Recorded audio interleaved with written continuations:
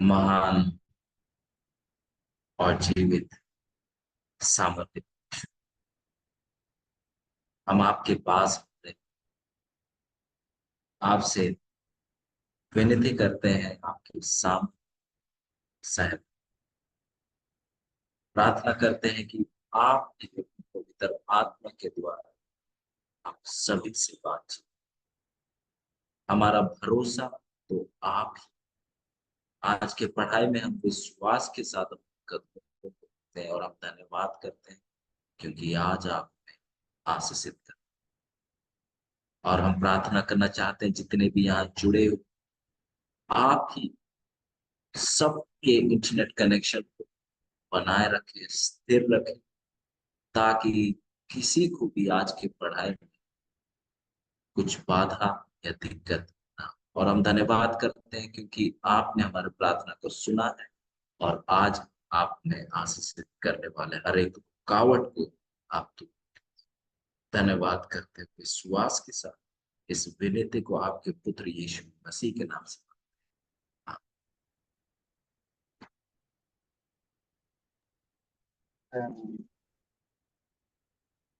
हम परमेश्वर का धन्यवाद करना चाहेंगे इस मौके के लिए कि हम दोबारा से मिल सके और दोबारा से हम एक साथ होकर पढ़ाई कर सके।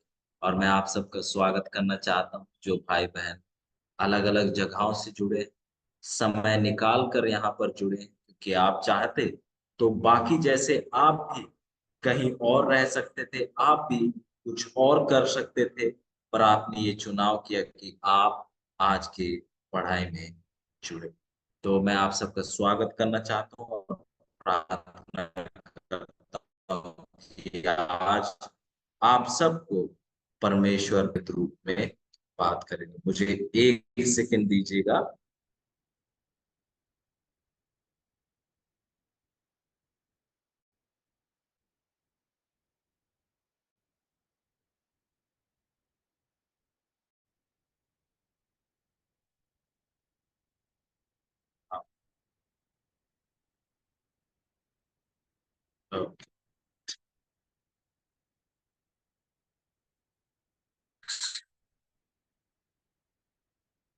यदि कभी भी पढ़ाई के बीच में अगर आपको लगता है कि कोई इंटरनेट का प्रॉब्लम है या मेरी आवाज अच्छे से ना सुनाई दे रही हो, तो आप जरूर टोकिएगा, ताकि ऐसा ना हो कि मैं बोलता ही चला जाऊं और आपको कुछ सुनाई ना दे रहा हो या आपको समझ ना आ रहा हो क्योंकि कनेक्शन में कट हो गया है।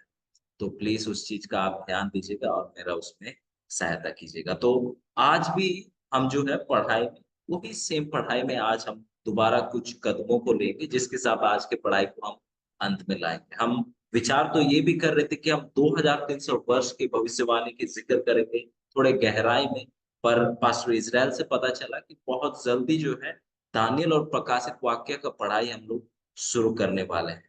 तो उस पढ़ाई के लिए आप लोग प्रार्थना कीजिए और जब हम उस पढ़ाई में रहेंगे तो उस समय जो है 2300 वर्ष को उसको ही पढ़ने के लिए लगभग हम लोग एक हफ्ता जैसे लगाएंगे, ताकि कोई संकोच ना रहे, पर हर एक चीज बिल्कुल स्थापित होता चला जाए। तो हमारा पढ़ाई का विषय है यीशु मसीह का स्वर्गीय पवित्र स्थान में सेवकाई। यीशु मसीह का स्वर्गीय पवित्र स्थान में सेवकाई। और हमने देखा जो यीशु मसीह का सेवकाई जो है स्वर्गीय पवित्र स्थान की सेवकाई, उसको समझने के लिए हमने कुछ समय बिताया। और इससे पहले कि आज की पढ़ाई में आगे जाए, कुछ बातों को मैं दोहराना चाहता हूँ ताकि यदि आप भूल गए हो, तो आप उन चीजों को वापस याद कर सके, ताकि आज के पढ़ाई में आपको कोई संकोच ना हो। और यदि आज के पढ़ाई के दौरान में, और मैं उम्मीद करता हूँ कि आप में से कोई ऐसा नहीं है कि जो आज पहली बार जुड़ रहा है, और यदि आप पहली बार हमेशा जुड़ते हैं, पर इन पढ़ाइयों में यदि आप नहीं थे और आपके सवाल थे, तो आप जरूर पूछेगा और उन सवालों में हम बातचीत आखिरी में करेंगे। तो यदि हम यीशु मसीह के सेवकाई स्वर्गीय पवित्र स्थान में जो कर रहे हैं उसे समझना चाहते हैं, तो हमें सबसे पहले जो पृथ्वी पे जो पवित्र स्थान था उसके सेवकाई को समझना बहुत ज्यादा जरूरी है। और हम इसको समझने के लिए हमने कुछ टाइम लिया और हमने देखा जो याजक थे क्या क्या जो सेवकाई जो है पवित्र स्थान में किया करते थे। और हमारा जो विषय जो है जिसपे हमारा जो सबसे ज्यादा जो फोकस है वो है प्रायश्चित दिन के बारे में, क्योंकि जिस सेवकाई की यहाँ पर यीशु मसीह के सेवकाई की जिक्र कर रहा है वो प्रायश्चित दिन के सेवकाई के बारे में जिक्र कर रहा है, जब जो है पवित्र स्थान को शुद्ध किया जाता था। और हमने बहुत अलग अलग चीजें देखी और हमने देखा बाइबल से कि जो पवित्र स्थान जो इस पृथ्वी पर था वो केवल एक नमूना था।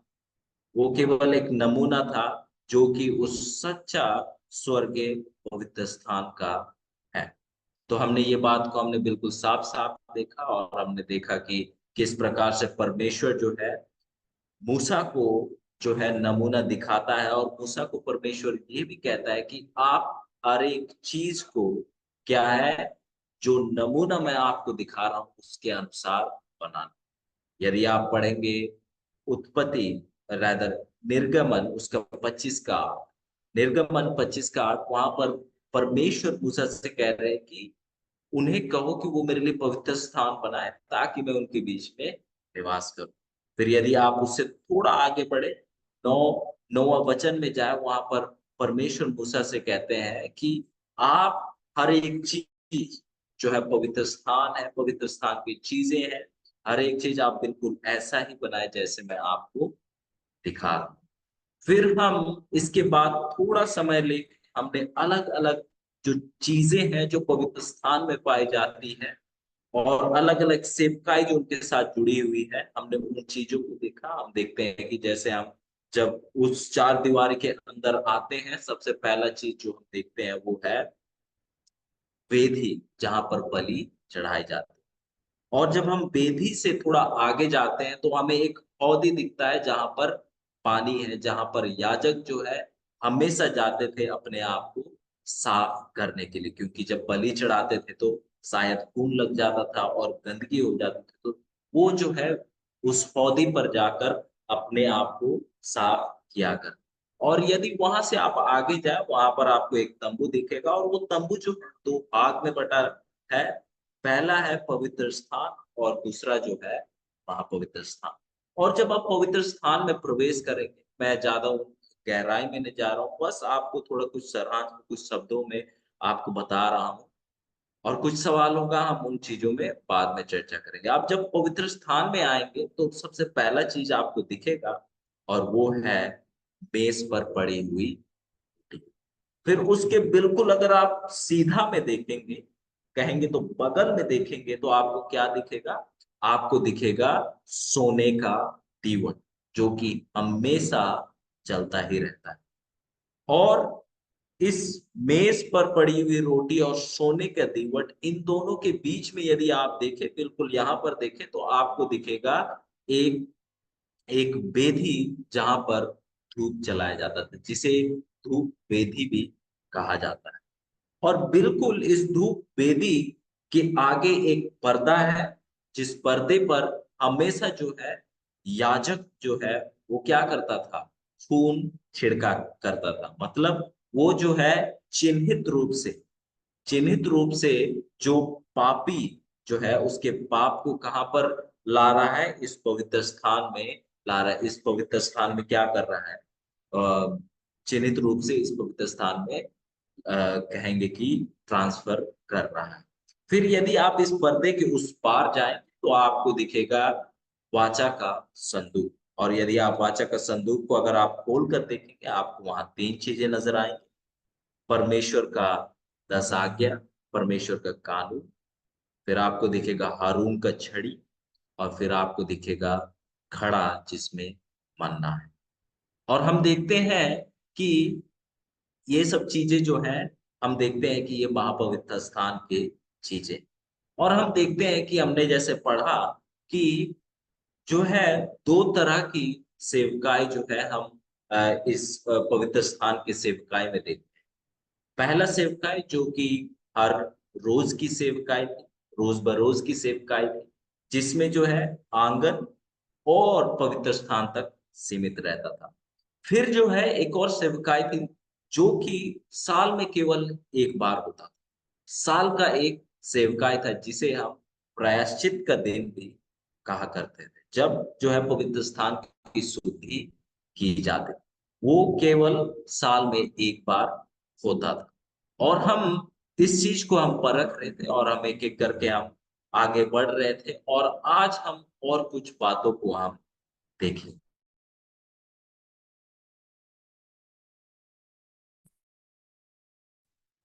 और हमने देखा कि आज हमें कुछ देखते हैं कि जो जो कहेंगे कि जो भी जो बलि जो है जिस चीज को दर्शा रहे थे, जो क्या है यीशु मसीह को दर्शा रहे थे, हम देखते हैं कि वो बलि क्या हो गए, पूरा हो गया। और आज हमें जो है ऐसा कुछ बलि करने की जरूरत नहीं है, क्योंकि यीशु मसीह जो है कि जो कि उत्तम बलिदान है, वो क्या है, क्रूस पर हम सबके लिए क्या हो गया, बलि चढ़ गया। तो हम देखते हैं, आप यदि आप चाहें तो मेरे साथ खोल लीजिएगा पहला यूहन्ना उसका 2 का 1। पहला यूहन्ना उसका 2 का 1। और यहाँ इस प्रकार लिखता है, और यदि आपको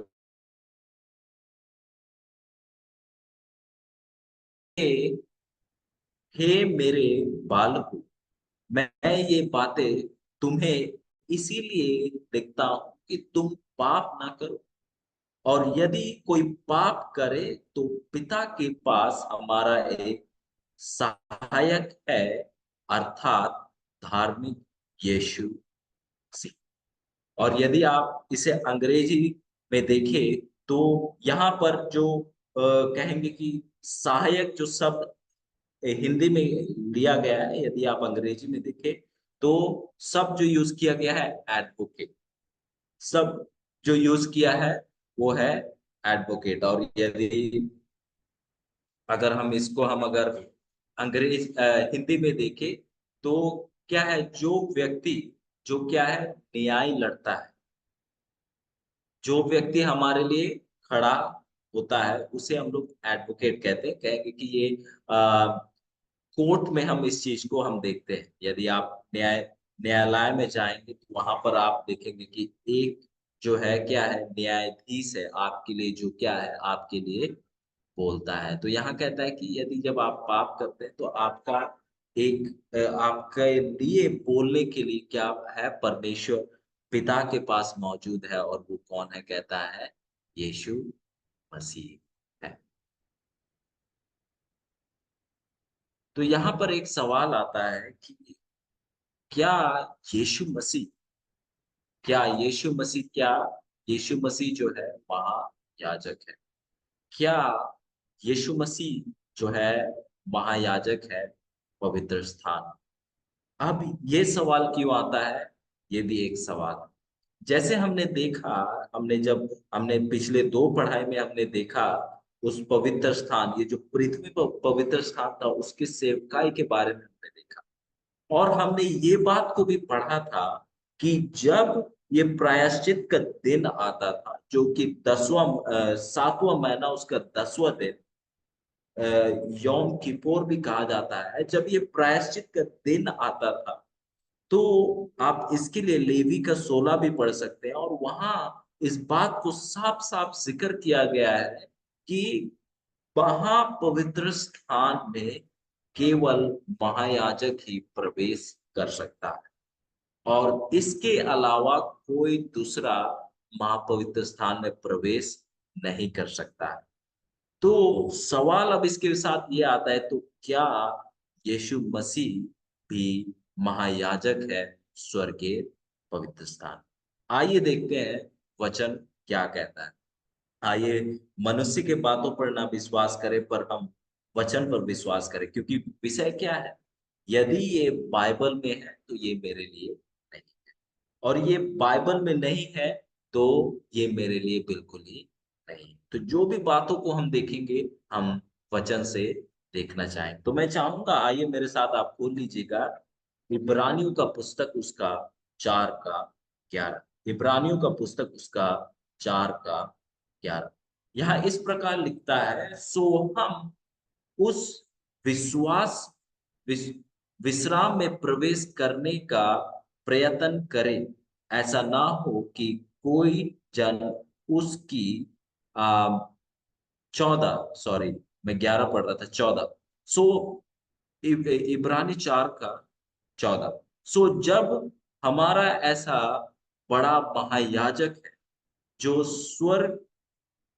स्वर्गों से होकर गया है, अर्थात परमेश्वर का पुत्र यीशु, तो आओ हम अपने अंगीकार को दृढ़ता से थामे रहे। तो यहाँ वचन हमें साफ साफ कहता है कि यीशु मसीह जो है हमारे महायाजक है। कहाँ पर? उस स्वर्गीय पवित्र स्थान। और महायाजक का कार्य क्या था? महायाजक का एक सरल सा कार्य था, वो ये था कि वो परमेश्वर और लोगों के बीच में खड़े, वो लोग के पापों के लिए किसके सामने उपस्थित हो? परमेश्वर के सामने उपस्थित। यदि आप उस पृथ्वी के पवित्र स्थान को देखेंगे तो आप देखेंगे कि महायाजक जो था महापवित्र स्थान में होता था। और वो जो है पूरे कौम के लिए, पूरे इस्राएली कौम के लिए परमेश्वर के सामने क्या कर रहा था? प्रार्थना कर रहा था। उनके लिए क्या कर रहा था? प्रायश्चित कर रहा था, ताकि उनके पापों की क्या मिल जाए? क्षमा मिल जाए। और यदि महायाजक ना हो तो कोई रास्ता ही नहीं कि जो इस्राएली लोग थे उनके पापों की क्षमा मिल जाए। तो देखिए अजीजों, महायाजक का कितना बड़ा कर्तव्य है। और खुशी की बात तो ये है, हमारा महायाजक कौन है? यीशु मसीह। हम देखते हैं कि यीशु मसीह हमारे लिए उस स्वर्गीय पवित्र स्थान में क्या है? पिता के सामने मौजूद है। वो हमारे लिए क्या कर रहे हैं? अपने लहू को लेकर क्या कर रहे हैं? अपने लहू को लेकर वो पिता के सामने पेश कर रहे हैं। क्योंकि यदि आप उस दिन के बारे में जब आप पढ़ेंगे, लेवियों का 16 में, यदि आप उस प्रायश्चित दिन के बारे में पढ़ेंगे, तो प्रायश्चित के दिन में हम देखते हैं कि दो जो है बकरों को क्या किया जाता था? लिया जाता था। और उन दोनों के लिए चिट्ठी डाली जाती थी, और उनमें से एक बकरा जो है यहोवा के लिए चुना जाता था, और दूसरा बकरा जो है एजेजील के लिए चुना जाता था, जिसे जो है हम देखते हैं कि पवित्र स्थान के बाहर रखा जाता था। तो हम देखते हैं कि जो बकरा जो है परमेश्वर यहोवा के लिए चुना जाता था, उसका वध किया जाता था, और उसके लहू को लेकर जो है महायाजक जो है कहाँ चला जाता है? पवित्र स्थान में चला जाता है। और पवित्र स्थान में जाने के बाद जो है उस लहू को क्या है, उस जो दया का जो कुर्सी है उसके ऊपर छिड़कता है। और फिर 7 बार जो है उस वाचा के संदूक के सामने वो क्या करता है? छिड़कता है। और इसका मतलब क्या है? वो क्या कर रहा है? वो शुद्धिकरण कर रहा है। वो उस पवित्र करने के काम में क्या हुआ है? लगा हुआ है। और हम देखते हैं कि जो महायाजक जो है यीशु मसीह, जो हमारे महायाजक जो है, जो कि स्वर्गीय पवित्र स्थान में पेश हुए हैं, वो किसके लहू के साथ गए? अपने खुद के बलिदान के लहू के साथ। उस उत्तम बलिदान के लहू के द्वारा वो कहाँ अभी मौजूद है? स्वर्गीय पवित्र स्थान में मौजूद है। यदि यीशु मसीह का बलिदान कबूल ना होता तो अजीजों, वो जो महापवित्र स्थान का द्वार जो है कभी भी नहीं खुलता। वो जो दया का जो कुर्सी है वहां तक हम कभी भी नहीं पहुंच सकते, और हम हमेशा के लिए अपने पिता से और स्वर्गदूतों के मंडली से हम अलग हो जाते। पर यीशु मसीह जो है, हम देखते हैं कि उस पवित्र स्थान, महापवित्र स्थान के द्वार को भी क्या कर दिया? खोल दिया। और एक बहुत अच्छा सवाल आया था कुछ समय पहले कि कुछ वचन जो है कि यदि हम उस वचन को देखें तो उस वचन में जो है उस मंदिर की बात की, यरूशलेम मंदिर की जिक्र की जा रही है। ये नए नियम की बात है। हम और वहां देखते हैं कि जब बलिदान हुआ यीशु मसीह का क्रूस पर, तो हम देखते हैं कि जो पर्दा जो था ऊपर से नीचे तक हम देखते हैं क्या हो जाता है, फट जाता है। कोई मनुष्य ने नहीं, पर परमेश्वर ने उस पर्दा को दो हिस्सा में कर दिया था, क्योंकि वो पर्दा को यदि आप देखें तो वाकई में वो यीशु मसीह के शरीर को दर्शाता था। तो हम देखते हैं कि जब यीशु मसीह क्रूस पर चढ़ाया गया, उसी समय हम देखते हैं कि जो पर्दा जो है पवित्र स्थान और महापवित्र स्थान को अलग कर रहा था, वो पर्दा क्या है, दो हिस्सों में ऊपर से नीचे बट जाता है। वो इस बात को दर्शाता है कि अब जो है महापवित्र स्थान के लिए क्या है, दरवाजा आप खुल गया है, कि जो यीशु मसीह का बलिदान जो है वो स्वीकारा गया है। और अब हम आनंद मृत्यु से क्या हुए हैं, बचाए गए हैं परमेश्वर के दया और अनुग्रह के। अजीजों, इब्रानी 14:4-15 कहता है, क्योंकि हमारा ऐसा महायाजक नहीं जो हमारी निर्बलताओं में हमारे साथ दुख ना हो सके, वरन वह सब बातों में हमारे न्याय परखा तो गया, तो भी निष्पाप निकला। अजीजों, जब आप परमेश्वर यीशु मसीह के पास आए, आपका जीवन कैसा भी रहा होगा, यदि आप उससे माफी मांगेंगे, यदि आप अपने पापों का अंगीकार करेंगे, तो आपको उन पापों का क्षमा मिलेगा। क्योंकि वचन साफ साफ कहता है कि यदि आप अपने पापों को मानोगे, उनका अंगीकार करोगे, तो वचन कहता है कि वफादार है परमेश्वर वफादार है हमें अपने पापों से क्षमा करने के। परमेश्वर जानता है कि आप किन चीजों से गुजर रहे हैं। परमेश्वर जानता है जिन जिन कहेंगे आपके सामने जो जो चुनौतियां आ रही हैं, वो सभी को वो जानता है, पर हर एक चुनौती के साथ वो आपको ताकत भी देता है कि उन चुनौतियों से आप जीत जाए। परमेश्वर हमारे लिए पिता के सामने प्रार्थना कर रहे हैं, मध्यस्थता कर रहे हैं।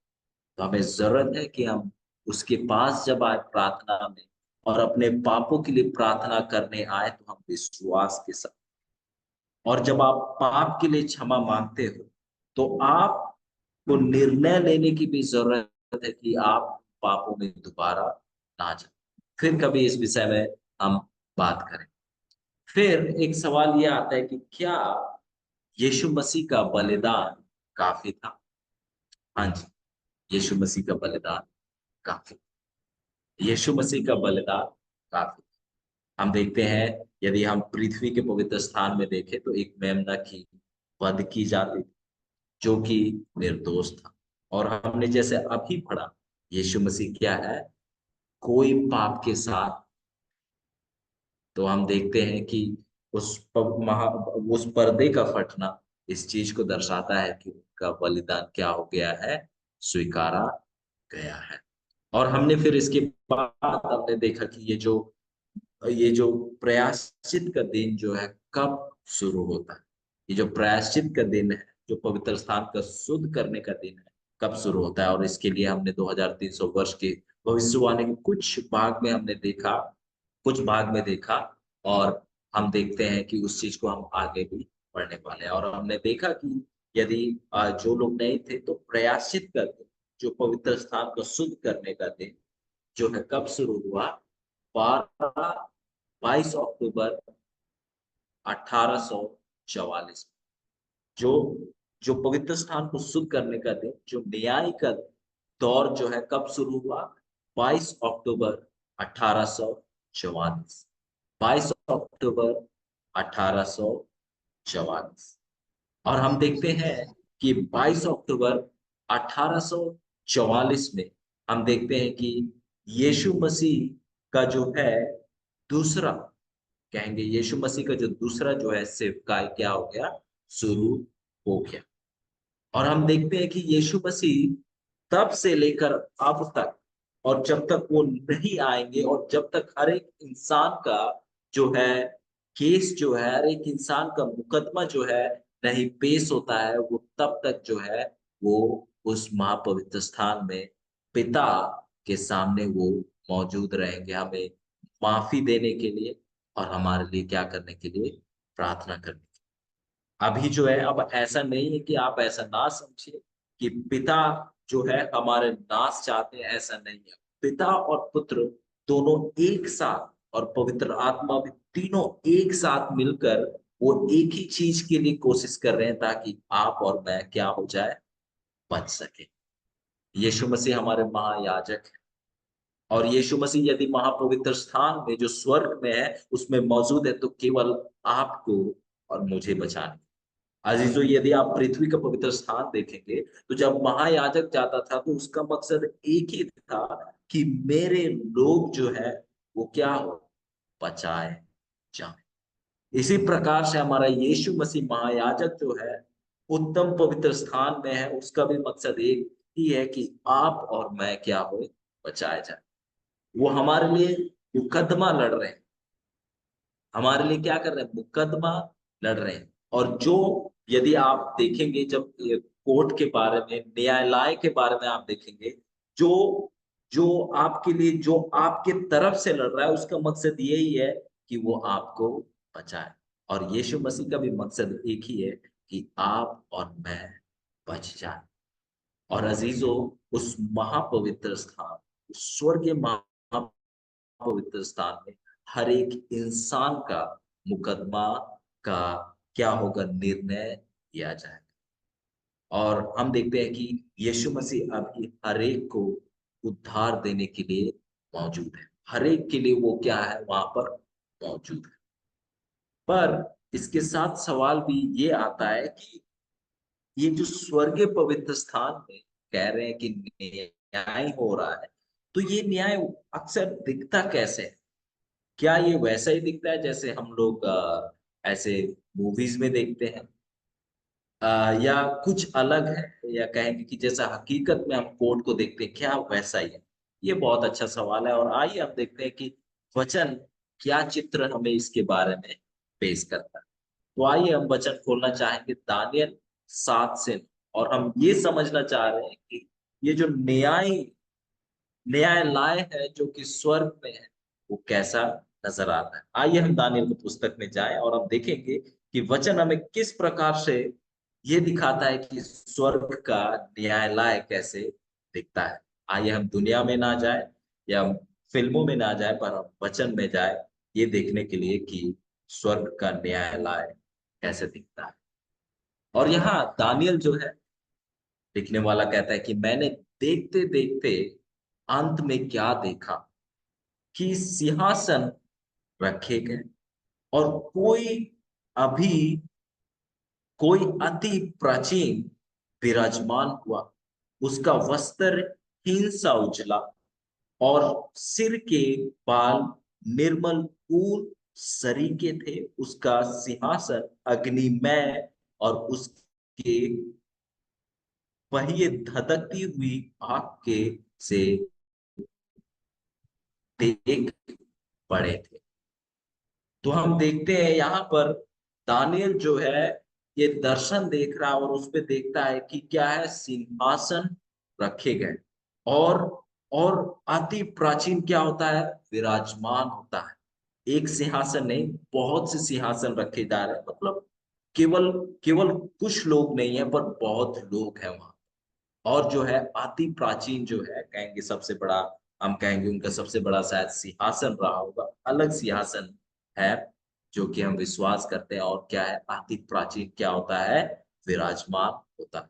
ये क्यों हो रहा है, ताकि ताकि क्या है, न्याय क्या हो सके, शुरू हो सके। आइए हम 10 को पढ़ते हैं। 10 क्या कहता है, उस प्राचीन के समुख से आग की धारा निकलकर बह रही थी। फिर हजारों हजार लोग उसकी सेवा टहल कर रहे थे, चल रहा है और ना। लाखों इसकी लाख जो लोग कैमरा जो उसके इसका है सामने नहीं। हाजिर थे। कहता है कि लाखों, फिर हजारों लोग उसके सेवा टहल कर रहे थे, और लाखों लाख लोग उसके सामने हाजिर थे। फिर न्यायी बैठ गई और पुस्तकें बोली गई। तो हम यहाँ देखते हैं कि ये स्वर्ग का दर्शन है, जब न्याय शुरू होने वाला है। ये कब का दौर है? ये वो दौर है जब यीशु मसीह जो है दूसरे सेवकाई के लिए क्या करते हैं, महापवित्र स्थान में, स्वर्गीय महापवित्र स्थान में प्रवेश करते हैं। ये उस दौरान की बात है जब यीशु मसीह क्या है, स्वर्ग में स्वर्ग चले जाते हैं। और ये क्या हो रहा है कि पिता परमेश्वर जो है वो क्या है, विराजमान हो रहे हैं, सिंहासने रखे जा रहे हैं। और हम देखते हैं कि लाखों हजारों जो है स्वर्गदूत क्या है, सेवा टहल करने के लिए क्या है वहां मौजूद है। और कहता है कि न्याय बैठ बैठ गए और पुस्तकें खोली। तो ये जो है पुस्तकें खोले जाना, ये किस चीज को दर्शाता है कि जो भी न्याय होगा, जैसे यदि आप पढ़ेंगे और हम जानते हैं कि हर एक दिन का जो हमारा जो कार्य है वो क्या है, हर एक दिन का कार्य जो हमारा क्या होता है, लिखा जाता है। आपके लिए और मेरे लिए एक स्वर्गदूत जो है नियुक्त किया गया है, जो कि हमारे हर एक कार्यों को लिखता है। अच्छा कर रहे हैं अच्छा लिखेगा, बुरा कर रहे हैं आप, बुरा लिखेगा। और उन किताबों के द्वारा हमारा क्या हो जाएगा, न्याय हो जाएगा। और अजीजों, ऐसा नहीं है कि परमेश्वर को किताबों की जरूरत है आपका और मेरा न्याय करने। परमेश्वर को हर एक चीज मालूम, परमेश्वर हर एक चीज को क्या करते हैं, देख सकते हैं। उन्हें किताबों की जरूरत नहीं है। पर ये किताब किसके लिए है? आपके लिए और मेरे लिए। ये किताबें किसके लिए? जो जो जो दूत है या दूसरे दूसरे ग्रह के जो हम देखते हैं, जो लोगों ने पाप नहीं किया है उन लोगों के लिए, ताकि जब न्याय हो और जब उसका फल दिया जाए तो कभी कोई ऐसा ना कह सके कि आपने इस व्यक्ति को क्यों स्वर्ग में लाया। और यदि कोई कहेगा तो किताब खोली जाएगी और किताब से क्या किया जाएगा, दिखाया जाएगा कि आप देखो कि इसका जीवन ऐसा रहा। हाँ, शायद आपके जीवन में ऐसा हो कि आपके किताब में केवल पाप पाप पाप पाप पाप और केवल पाप ही पाप लिखा। पर फिर कोई कहेगा, और शैतान कहेगा, जो कि क्या है, दोष लगाने वाला है, विश्वासियों का दोष लगाने वाला है। यदि आप इसको पढ़ना चाहेंगे तो प्रकाशित वाक्य उसके 12 का 10 में आप देख सकते हैं। और आइए हम पढ़ेंगे प्रकाशित वाक्य 12 का 10, जो कि बहुत ज्यादा जरूरी है कि हम इस चीज को पढ़ें। यहाँ पर लिखता है, फिर मैंने स्वर्ग पर से यह बड़ा शब्द आते हुए सुना कि अब हमारे परमेश्वर का उद्धार और सामर्थ और राज्य और उसके मसीह का अधिकार प्रकट हुआ है, क्योंकि हमारे भाइयों पर दोष लगाने वाला जो रात दिन हमारे परमेश्वर के सामने उन पर दोष लगाया करता है, गिराया गिरा दिया गया है। जो हम देखते हैं, जो दोष लगाने वाला है, जो शैतान जो है, क्या है, रात दिन क्या लगाता है, दोष लगाता है। वो क्या कर दिया गया है, गिरा दिया गया है। तो अजीजों, यदि आपका जीवन जो है पाप पाप पाप पाप पाप का जीवन रहा है, पर आप, एक समय आता है कि आप यीशु मसीह को देखते हैं, उसकी पवित्रता को देखते हैं, उसके कुर्बानी को देखते हैं, तो आप विश्वास करते हैं उसके बलिदान पर, उसके किए हुए काम पर, क्रूस पर। तो क्या हो जाता है, जो आपका जीवन का जो है वो सब चीजें क्या हो जाता है, यीशु मसीह जो है उन चीजों को क्या कर देता है, पूरी तरीके से मिटा देता है। और वो आपको एक नया शुरुआत देता है, अपनी पवित्रता से क्या कर देता है, आपको ढक देता है। आप यदि जकरिया उसका 3 का 1 पढ़ेंगे, वहां यहोशू जो महायाजक है उसकी जिक्र की जाती है। और हम देखते हैं कि शैतान जो है उसके ऊपर दोष लगाता है, और जो यहोशू का जो है पापों को उसके सामने दिखाता है। और हम देखते हैं कि यहोशू के जो वो गंदे जो कपड़े थे, फिल जो चिथड़े जो थे, उसे क्या कर देते हैं, परमेश्वर जो है क्या कर देता है, ले लेता है, और उसे अपना ही पवित्रता का वस्त्र क्या कर देता है। तो अजीजों, जब हम यीशु मसीह को ग्रहण करते हैं, तो यीशु मसीह जो है हमारा चिथड़ा कपड़ा को ले लेता है और अपना जो पवित्रता का वस्त्र हमें क्या कर देता है, दे देता है। हमारा चिथड़ा कपड़ा, अजीजों, उसे यीशु मसीह ले लेते हैं और अपना पवित्रता का वस्त्र वो हमें दे देते हैं। ये जो है यीशु मसीह का कार्य है। और हम देखते हैं कि जब अभी वो महापवित्र स्थान में मौजूद है, तो अजीजों, वो जब आपका नाम आएगा, जब मेरा नाम आता है, तो वो कहते हैं कि मैं इनके लिए मरा, मैं इनके लिए अपनी जान को दिया। और यदि हम सभी जब स्वर्ग जाएंगे, या आप जब स्वर्ग में होंगे, जितने भी लोग स्वर्ग में होंगे, एक भी ऐसा नहीं होगा जो अपने कामों की वजह से वहां पहुंचा है या अपने कुछ अच्छे गुणों की वजह से पहुंचा है। पर वो यदि स्वर्ग में है या रहेगा, तो केवल एक जन के कारण, वो है यीशु मसीह। आप जब स्वर्ग में होंगे और जब आप इधर उधर से अलग अलग जगहों के लोगों से मिल रहे होंगे, तो आप ये बात जरूर पूछना हर एक जन से जब मिलेंगे कि आप यहाँ तक कैसे पहुंच पाए। और हर एक का जवाब ये होगा, परमेश्वर की दया से, परमेश्वर की दया से, विश्वास के द्वारा। आइए हम पढ़ना चाहेंगे प्रकाशित वाक्य उसका 3 का 5। प्रकाशित वाक्य 3 का 5 कहता है, जो जय पाए उसे इसी प्रकार श्रेष्ठ वस्त्र पहनाया जाएगा, और मैं उसका नाम जीवन की पुस्तक में से किसी रीति से ना काटूंगा। अजीजों, जब आप यीशु मसीह को ग्रहण करते हैं, तो आपका नाम जो है जीवन के पुस्तक में आता है और उससे कभी भी नहीं हटेगा। पर उसका नाम अपने पिता और उसके स्वर्गदूतों के सामने मान, आज से जब आप अपने पापों को मान लेते हैं, उनके लिए क्षमा मांगते हैं, जब आप यीशु मसीह को विश्वास से ग्रहण कर लेते हैं, तो आपका नाम जो है जीवन के पुस्तक पे क्या होता है, दर्ज हो जाता है, जहां से कभी भी नहीं।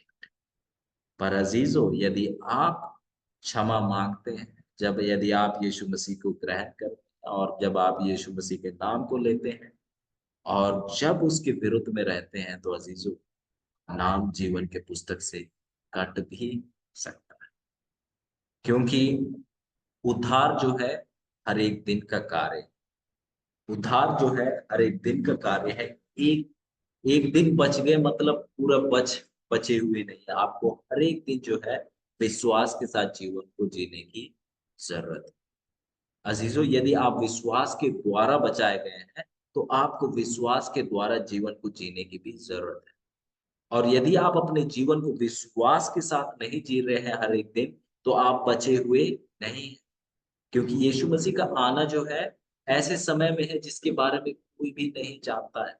और यदि आप चाहते हैं कि आप यीशु मसीह के आगमन के समय तैयार पाया जाए, तो आप जिस चीज की वजह से बचे, क्या से बचे, आप विश्वास के द्वारा, आप उसी के द्वारा अपने जीवन को भी जिए। तो यदि आप यीशु मसीह पे विश्वास करते हैं, तो उसी विश्वास के द्वारा भी अपने जीवन को क्या कीजिए, आप अपने जीवन को भी जिए, ताकि वो जो जो वस्त्र, जो श्रेष्ठ वस्त्र जो है, जो सफेद वस्त्र जो आपको दिया गया है, वो दोबारा मैला ना हो, और आपका नाम जो है जीवन की पुस्तक से कभी हटाया ना जाए। तो अगला सवाल ये आता है कि यीशु मसीह का जो स्वर्ग का जो सेवकाई है, जो स्वर्ग के पवित्र स्थान पे जो सेवकाई है, इसका अंत कब होगा, इसका अंत कब होगा? हमें समय नहीं पता है। पर सवाल तो ये अच्छा है कि इसका अंत भी तो होना जरूरी है। ऐसा तो नहीं है कि अनंत काल के लिए वो जो है पिता के सामने मध्यस्थता ही करते रहे। अंत भी होना तो चाहिए, पर अंत कब होगा हमें समय नहीं पता, कब अंत होगा, पर वचन बताती है कि इसका अंत है, और वो अंत कब होगा। आइए सबसे पहले हम पढ़ेंगे, जो कि इस बात का आश्वासन देता है कि ये जो है परमेश्वर का काम जो है, इसका अंत भी है। प्रकाशित वाक्य 22 का 12। प्रकाशित वाक्य 22 का 12, और यहाँ इस प्रकार लिखता है कि देख, मैं शीघ्र आने वाला हूँ, और हर एक के काम के अनुसार बदला देने के लिए प्रतिफल मेरे पास है। तो अजीजों, परमेश्वर यीशु मसीह खुद कह रहे हैं कि मैं बहुत जल्द आ रहा हूं, और हर एक जन के लिए क्या है, मेरे पास प्रतिफल है उसके कामों के अनुसार देने के। प्रतिफल। तो अजीजों, यीशु मसीह कह रहे हैं कि मैं जल्द आने वाला हूं और प्रतिफल मेरे पास है। इसका मतलब यह है कि जो न्याय का दौर दौर जो है क्या हो चुका है, समाप्त हो चुका है। यदि न्याय न खत्म हो तो प्रतिफल कैसे मिल सकता है? आप विचार कीजिए, यदि न्याय नहीं हुआ है तो कैसे जो है प्रतिफल आ सकता है? आप सरल से उदाहरण लेते हैं, आप कोर्ट में गए हैं और वहां न्याय ही नहीं हुआ है, तो क्या आपको लगता है कि कुछ कह सकते हैं कि ये जीता या वो जीता? बिल्कुल ही नहीं। और वचन कह रहा है, यीशु मसीह की खुद के शब्द है, यीशु मसीह खुद कह रहे हैं कि मैं बहुत जल्द आ रहा हूं, और जब मैं आऊंगा अपने साथ प्रतिफल भी लाऊंगा। मतलब कि न्याय जो क्या है, पूरा हो चुका है। न्याय का काम क्या हो चुका है, समाप्त होने वाला है। तो इससे हम ये बात को साफ साफ समझते हैं कि यीशु मसीह जब आएंगे तो उस टाइम आएंगे जब न्याय का काम क्या हो जाएगा, पूरी तरीके से समाप्त हो जाएगा।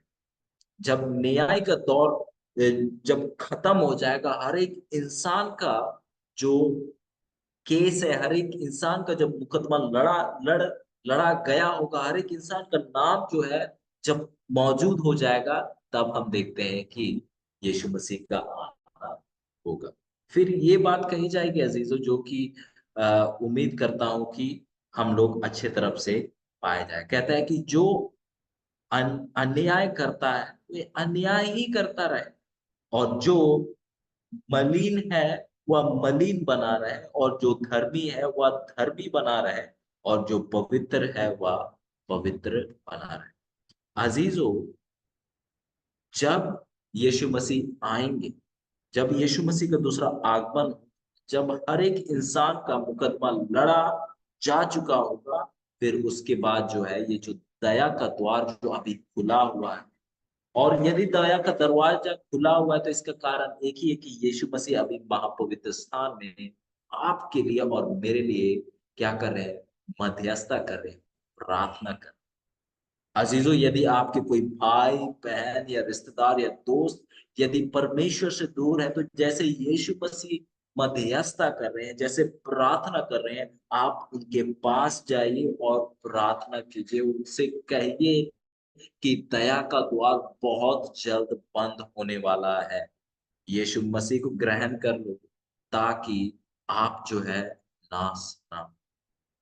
यीशु मसीह हमारा सबसे बड़ा उदाहरण है, और यीशु मसीह जो हमारा सबसे बड़ा उदाहरण है, वो अगर विनती कर रहा है हमारे बचाव के लिए, तो आज हमें भी जरूरत है कि हम लोगों के पास जाए, अपने रिश्तेदार और पड़ोसी के पास जाए, और उन्हें कहें कि दया का दरवाजा खुला हुआ है, कृपया करके आप आ जाए।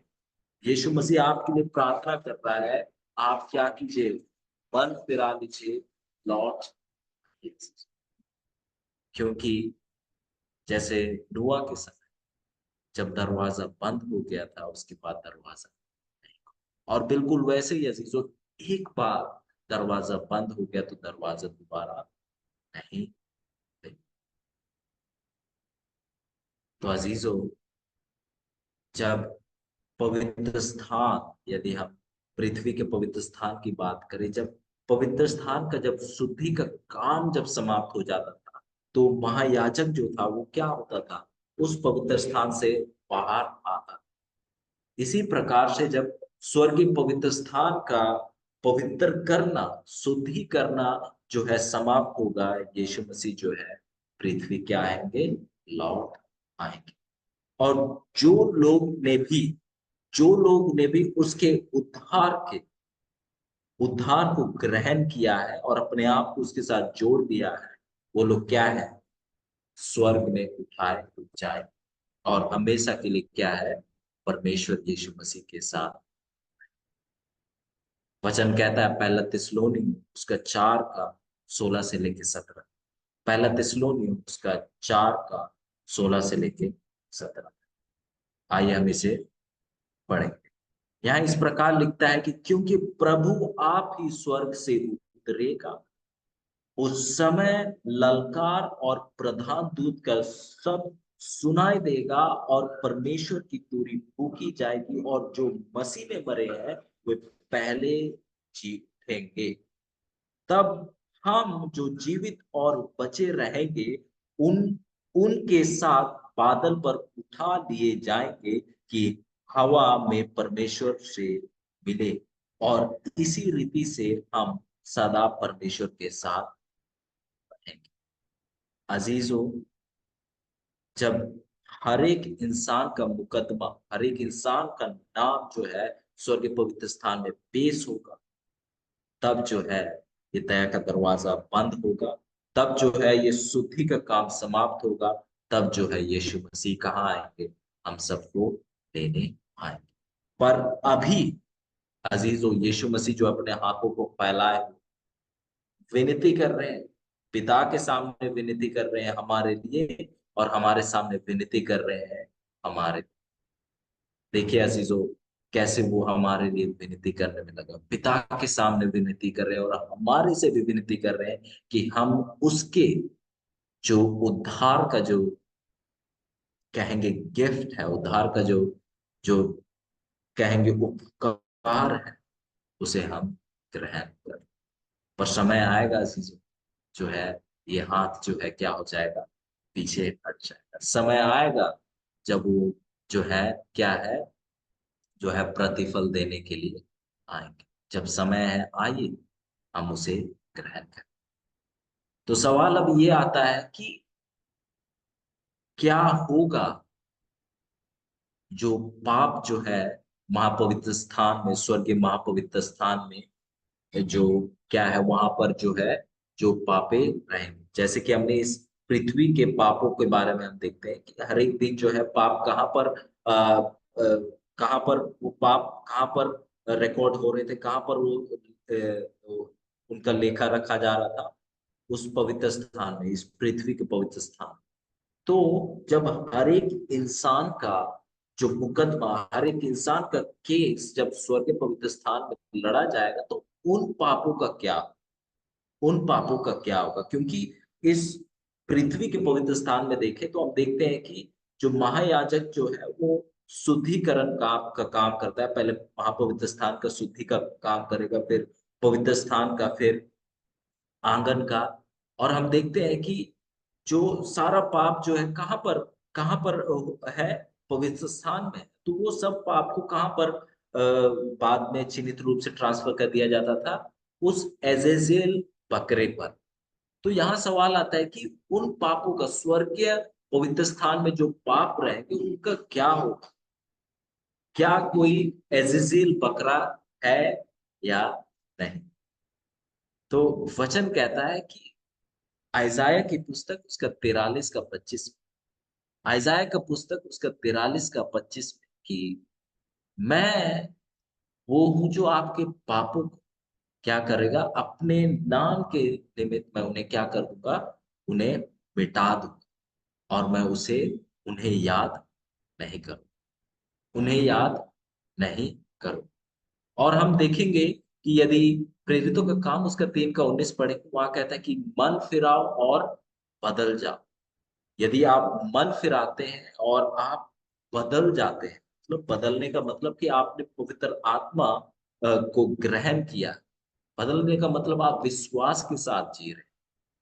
बदलने का मतलब आप उस नए जीवन को आप जी रहे हैं। तो आप जब ऐसा होगा तो आपके पाप आपसे हटा दिए जाएंगे, और आपका जब नाम आएगा तो आप क्या है, आप जो है पापी जैसे नजर नहीं आएंगे, पर आप क्या है, एक धार्मिक जैसे नजर आएंगे, जो कि आप नहीं है पर यीशु मसीह का धार्मिकता। तो ये सब चीजें तो है, हम देखते हैं कि हमारे बचाव के लिए किया जा रहा है, और हमने यीशु मसीह को ग्रहण कर लिया तो हमारा पाप तो है कहाँ चला गया, तो स्वर्ग के महापवित्र स्थान में। पर उन पापों का क्या किया जाएगा, उन पापों का क्या होगा? क्योंकि उनको मिटाना तो बहुत ज्यादा जरूरी है।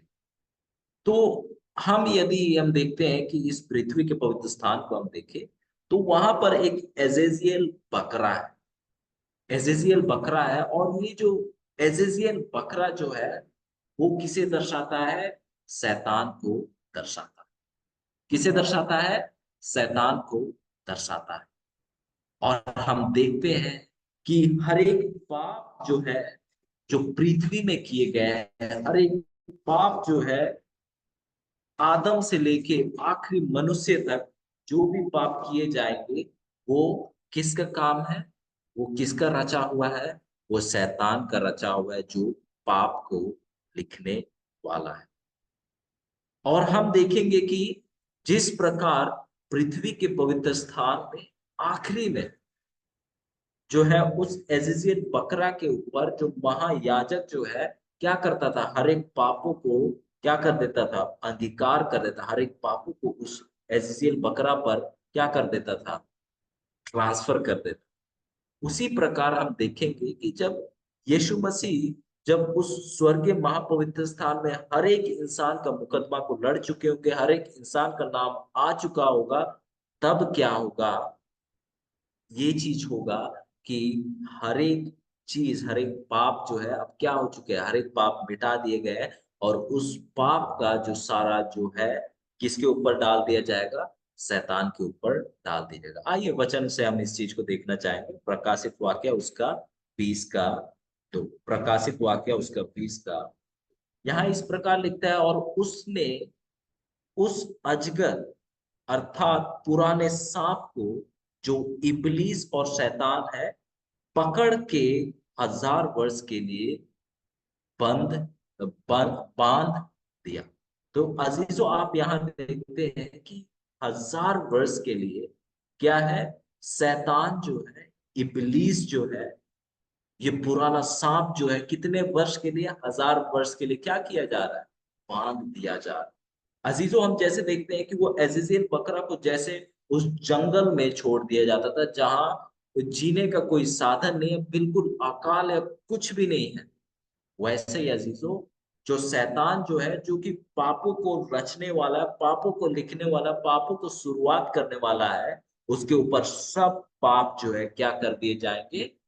डाल दिए जाएंगे। क्योंकि क्योंकि पाप का शुरू करने वाला कौन है? शैतान है। और उस 1000 वर्ष के लिए शैतान के पास कोई भी भरमाने के लिए नहीं। शैतान के ऊपर सभी पाप क्या कर दिए गए हैं? डाल दिए गए हैं। और शैतान 1000 वर्ष के लिए इस पूरे पृथ्वी पर, जहां का स्थिति बिल्कुल ठीक नहीं होगा, बिल्कुल कोई इंसान नहीं होगा, इस समय में क्या होगा? 1000 वर्ष के लिए वो भटकेगा। फिर जब 1000 वर्ष पूरे होंगे, और उस 1000 वर्ष में हम लोग कहाँ रहेंगे? स्वर्ग में रहेंगे। और यदि आप वचन को देखें तो क्या कहता है कि हम उस टाइम न्याय करेंगे, स्वर्गदूतों का न्याय करेंगे। और उस समय हम उस उन स्वर्गदूतों का न्याय नहीं कर रहे हैं जो लोग स्वर्ग में, पर उन स्वर्गदूतों का न्याय कर रहे हैं जो लोग शैतान के साथ है। मतलब हम शैतान का न्याय कर रहे हैं। हम लोग उन किताबों को देखेंगे, हम उन लिखी हुई बातों को देखेंगे, रिकॉर्ड्स को देखेंगे उन 1000 वर्षों में। और यदि शायद आपका सवाल हो कि अरे वो भाई, ये भाई स्वर्ग में आज नहीं है, क्या कारण है? तो वो किताब खोलकर आपको दिखाए जाएंगी, जहां दिखाया जाएगा कि वो भाई स्वर्ग में क्यों नहीं है। 1000 वर्ष के लिए शैतान जो है, जो कि हकीकत में अजाजियल बकरा को दर्शाता है, उसके ऊपर जो है सारा ब्रह्मांड का, कहेंगे इस पूरे पृथ्वी का पाप जो है उस बकरे के ऊपर डाल दिया जाए।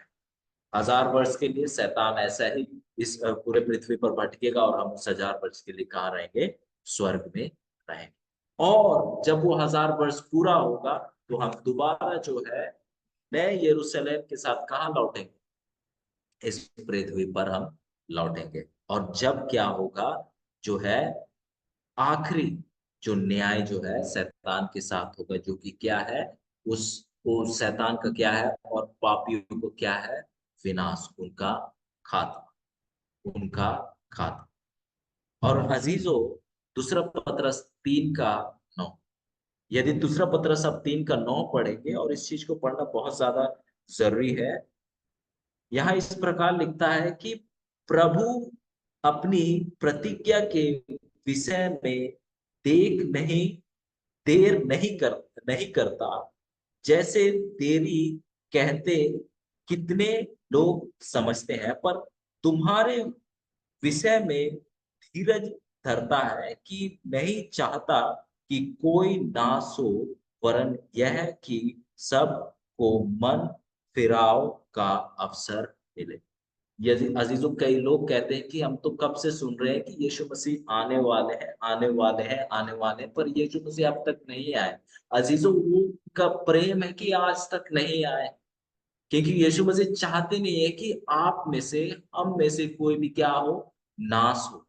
उनके लिए जो जीवन का नाश करना क्या है, एक बहुत ऐसा काम है जो उन्हें बिल्कुल ही पसंद नहीं है। आइए हम पढ़ना चाहेंगे आइजाया की पुस्तक, उसका 28 का 21। आइजाया की पुस्तक 28 का 21। देखिए परमेश्वर के लिए न्याय का काम जो है, जीवन को लेने का काम कैसा है। यहाँ इस प्रकार लिखता है, क्योंकि यहोवा ऐसा ठीक ऐसा उठ खड़ा होगा, जैसा वह प्राचीन प्राचीन नाम पर्वत पर खड़ा हुआ, और जैसा गिब्रोन की तराई में उसके क्रोध दिखाया था, वह अब फिर क्रोध दिखाएगा, जिससे वह अपना काम करे, जो अचंभित अचंभित काम है, और वह कार्य करे जो अनोखा है। तो यहाँ कहता है कि स्ट्रेंज एक्ट, अंग्रेजी में यदि आप देखेंगे तो स्ट्रेंज एक्ट, परमेश्वर जो है, हमारा जो परमेश्वर है, प्रेम है, और प्रेम जो है केवल बचाना चाहता है। और ये जो मनुष्य का मृत्यु या ये जो नाश है, वो परमेश्वर के लिए क्या है, अनोखा काम। वो परमेश्वर को पसंद नहीं है।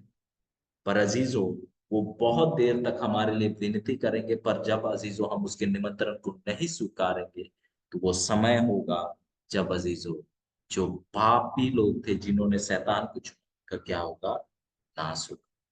तो अजीजों, आप यदि सुनते हैं कि यीशु मसीह नहीं आ रहे हैं, तो अजीजों वो उनका प्रेम। कई लोग कहते हैं कि यीशु मसीह नहीं आ रहे, आप समझ रहे हैं यीशु मसीह का आना का मतलब क्या है। यीशु मसीह का आने का मतलब है कि दया का द्वार क्या हो चुका है, बंद हो चुका है। यीशु मसीह का आने का मतलब ये है कि कुछ लोग जो है हमेशा के लिए क्या है, परमेश्वर से क्या हो जाएंगे, अलग हो जाएंगे। अजीजों, वाकई में यीशु मसीह बहुत जल्द आने वाला है। अजीजों, बहुत जल्द हम में से कई लोग हमेशा का जीवन परमेश्वर के साथ बिता रहे हैं, और कई लोग हमेशा के लिए हम परमेश्वर से क्या हो जाएंगे, अलग हो जाएंगे। वो समय बहुत जल्द आने वाला है, क्योंकि हम देख रहे हैं कि एक एक दिन के साथ हम देखते हैं कि एक इंसान के बाद एक इंसान का नाम जो है, उस महापवित्र स्थान में, उस स्वर्गीय न्यायालय में क्या हो रहा है, आज आज को आपको मालूम भी नहीं होगा कि शायद आज आपका नाम आया या मेरा नाम आया। जरूरी है कि हर एक दिन जो है हम यीशु मसीह में बने रहें, क्योंकि हमारा बचाव जो है केवल यीशु मसीह के द्वारा है, और कोई जरिया नहीं। अजीजों, जब हम अच्छे काम करते हैं, तो अच्छे काम इसीलिए नहीं करते हैं ताकि हम बचाए जाए, पर अच्छे काम इसीलिए करते हैं ताकि हम बचाए हैं। अजीजों, आपके काम और मेरे काम इस चीज को दिखाएंगे कि हम बचाए गए हैं या नहीं गए, क्योंकि हम किसके द्वारा बचाए गए हैं, यीशु मसीह के द्वारा बचाए गए। और यदि आपके काम कुछ और कह रहे हैं, मतलब आपने यीशु मसीह को वाकई में ग्रहण नहीं किया है, क्योंकि जो व्यक्ति यीशु मसीह को ग्रहण करता है वो बचाया जाता है, और उसके हर एक काम इस चीज को दिखाता है कि वो बचाया गया है। अजीजों, यीशु मसीह को, परमेश्वर को नाश करने के काम में कोई आनंद नहीं। वो बिल्कुल ही नहीं चाहते कि कोई इंसान का क्या हो, विनाश हो। वो चाहते हैं कि हर एक जन क्या हो जाए, बच जाए। अजीजों, बहुत जल्द यीशु मसीह आने वाले, बहुत जल्द जो है ये न्याय का समय जो है समाप्त होगा, और द्वार। आइए हम विश्वास में बने रहें, विश्वास में जिए, क्योंकि जब महायाजक का कार्य खत्म होगा तो यीशु मसीह आएंगे, राजाओं के राजा जैसे और प्रभुओं के प्रभु जैसे। और मैं उम्मीद करता हूँ कि आप तैयार पाए जाएंगे और तैयार रहेंगे। परमेश्वर आप सबको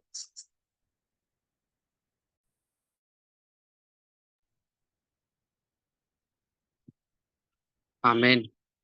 प्रभु को बहुत बहुत धन्यवाद हो जो हमें आज परमेश्वर दास के द्वारा आशीषित